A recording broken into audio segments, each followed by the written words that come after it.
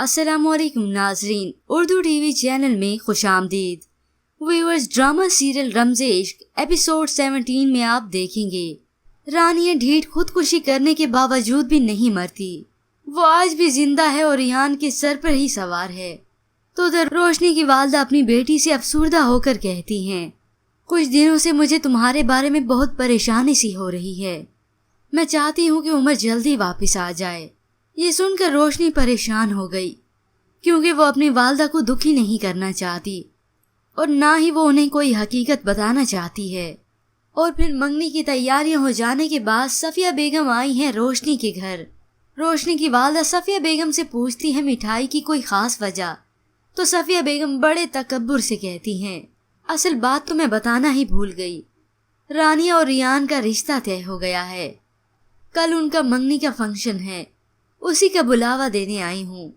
वो ये बात तो रोशनी की वालदा को बता रही हैं, लेकिन वो आंखें मटका के रोशनी की तरफ देख रही हैं ताकि मैं देख सकूं कि उसके चेहरे के तासुरात कैसे हैं।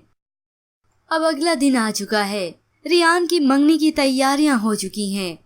उसकी वालदा अपने बेटे का अफसुर्दा चेहरा देखकर उसे कहती हैं, बेटा मैं तुम्हें खुश खुश देखूंगी तो मुझे भी सुकून मिलेगा, वरना इस दुख ने तो मेरी जान जला रखी है।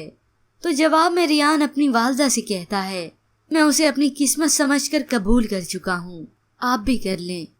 मंगनी के इस फंक्शन पर रात को सभी मेहमान आ गए हैं, लेकिन अंगूठी पहनाने का वक्त आया है। अब हशमत अली कहते हैं, चलो भाई रस्म पूरी करो। तो रानी ने बड़ी बेताबी के साथ अपना हाथ आगे किया। रेहान की वालदा कहती हैं, लो अंगूठी लो, बेटा अंगूठी पहनाओ रानिया को। फिर कुछ ही लम्हे के बाद वो अपनी खामोशी तोड़ते हुए कहता है, सॉरी माँ, मैं अंगूठी नहीं पहनाऊंगा रानिया को। वहाँ मौजूद उन तमाम लोगों की हैरत की इंतहा न रही। वो अब उसका इंतजार कर रहे हैं, लेकिन रियान ने तो अब अंगूठी पहनाने से ही मना कर दिया। व्यूअर्स, आपको क्या लगता है, क्या रियान अपनी ख्वाहिश जाहिर करेगा रोशनी से शादी करने पर, और फिर वो राज खोलेगा रोशनी का कि उमर उसे कब का तलाक दे चुका है। व्यूअर्स, इस लास्ट सीन ने कर दिया है इस ड्रामे की स्टोरी का सस्पेंस, लेकिन आपके ख्याल में क्या ऐसा होने वाला है? हमें अपनी कीमती राय जरूर दीजिएगा। मजीद ड्रामास प्रोमो के लिए आप देखते रहिए उर्दू टीवी।